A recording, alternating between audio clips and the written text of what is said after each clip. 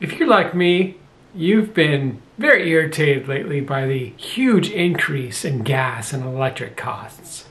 There's one way that you can actually take control of the situation and lower at least your electric costs, and that's by getting solar. But there's new legislation coming called Net Metering 3.0, which is going to make it a lot more expensive to get solar, so you may want to act now. I'm Loel with Realty Masters, your South Orange County Realtor, and today we're going to be talking about some of the things that are good and some of the things that are not so good with going with solar, and some of the things that you might want to consider. And before you get started and commit to a solar company, just realize that I'm not getting paid by any of these companies. This is just to help you make the decision of whether to go solar or not. So down below in the comments, feel free to share your thoughts. Let me know what company you decided to go with and why. So there's three main things that you want to consider when going with solar. Do you want to purchase your system outright? Do you want to lease your system, or do you want to get a loan and purchase your system? Now, I personally, I purchased solar, and I purchased the system. I did consider a lease, but after considering the costs and the long-term benefits of going with a lease, I decided to purchase. And I also did consider taking a loan out to purchase the solar outright, but in the end decided that it's better just to buy the system than to go through financing or lease it. And the main reason for that is when you go to sell your home, if it has a lease, a lot of times the buyer needs to qualify for that. And if the buyer does not, unfortunately, they're out. They can cancel the agreement. You went with the wrong buyer. Now, of course, I advise you on that, but these are things that you want to consider when buying solar. So from a realtor's perspective, it's very important to not be encumbered by not only a lease, but when you take out a loan to purchase your solar, there's oftentimes a lien put on the house, and you want to be aware of that as well. And a lot of times when you're going to sell, when that lien is paid back, it's going to come out of the proceeds of your sale. So that's another thing that you want to consider. And having any kind of encumbrance on your house is going to make it less attractive for a buyer. You also want to consider the fact that power is always getting more expensive. So a lot of times with a lease, it has like a tiered effect. So every year it goes up a little bit more in cost. But when you buy your system, that's it. You're done. You bought it. And the only thing you have to worry about is the warranty. So the warranty on your system is often very important.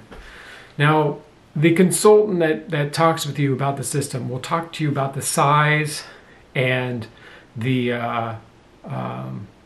amount of solar panels that you want on your roof. A general rule of thumb that you want to use is about $1,000 per panel. And you got to consider the size of each panel. Typically, the size of each panel is about 300 watts of production. So you want to look at how many watts you need to cover your electrical needs each month. So I would rely on the consultant. After I highly recommend that you get more than one estimate. Get 2 or 3 estimates, maybe 4 estimates, and compare and contrast. Which one do you like the best? When you have them come out, and have them come out fairly close together, like the same, 2-week span. So the previous estimate is fresh in your mind from the current one. When considering solar, you're also going to want to take into account the incentives that are out there. Currently, I believe it's 26%, but you're going to want to go and check that online. I think it's 26%. But you get a tax credit when you buy solar. And then you also want to think about if you lease the system, you lose that incentive. If you take out a loan and buy the system that way, then you get the incentive. So there's a lot of factors involved. You might want to call your CPA. So another thing you're going to want to consider is your break-even point. Now, the consultant that comes out or you talk to is going to help you determine that. Usually the break-even point is around 7 years.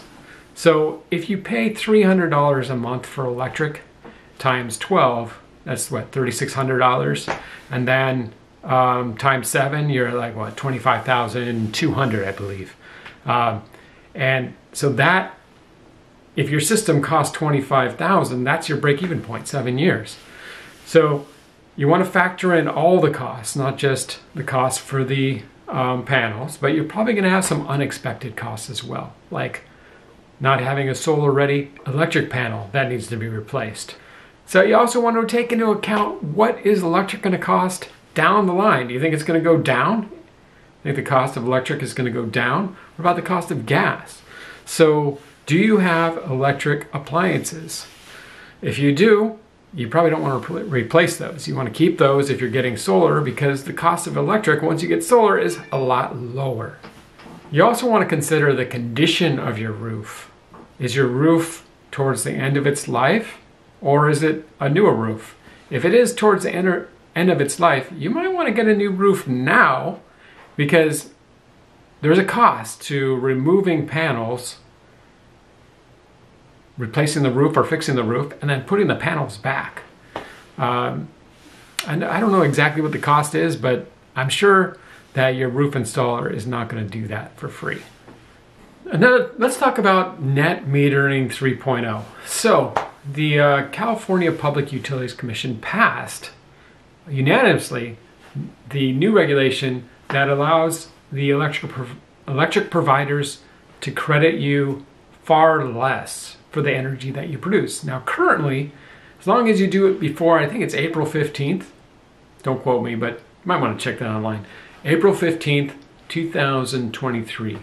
So as long as you have solar installed and I believe, activated before that date, you're grandfathered in under net metering 2.0, which means you get 1-to-1 on the electric that you produce.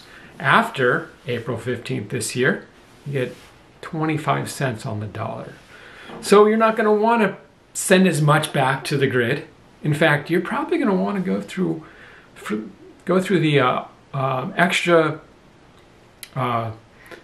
extra work to have batteries installed. So instead of sending your power back to the grid, you send it to your battery and use it when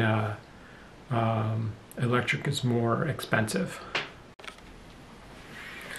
And then a final thing that you want to consider is, how much value is solar going to provide to your house? Is a buyer going to pay, $5,000-$10,000 more because you have a solar system that's paid off? Yeah, my experience, yes, they definitely will. What about another high value item, like if you purchased a battery or other type of energy storage device? Is a buyer going to pay more for your house if it has solar and a battery? And again, the answer is yes, they will. So you definitely want to consider that when installing these energy saving devices onto your house. And then you also want to consider and take into account, how much longer are you going to be in your house? Like, are you going to be there for another decade? If so, you probably do want to really consider solar. Are you going to be there for only 2 or 3 years? Then you're probably not going to get to that, that 7-year break-even point. Even if you're going to be there 7 years, it probably doesn't make sense, because you get to the break-even point and then you sell. You do get the added value of the increased value of your house. It's probably easier to sell. So yeah, probably 7 years, 6-7 years. If you're going to be in your house that long, it does make sense.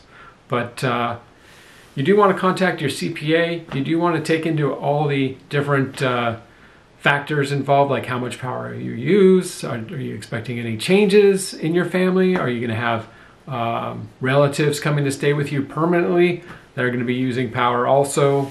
So there's a lot of things to consider when you're determining to get solar or not. But I made the decision to get solar on my house, and I've been through all these factors that are involved in making a decision, and I think that this video will help you making that decision for yourself. Thanks for watching. Again, I'm Grant Loel, your local South Orange County Realtor.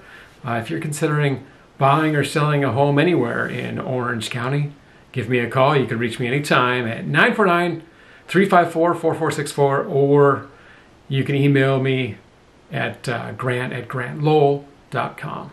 Thanks a lot.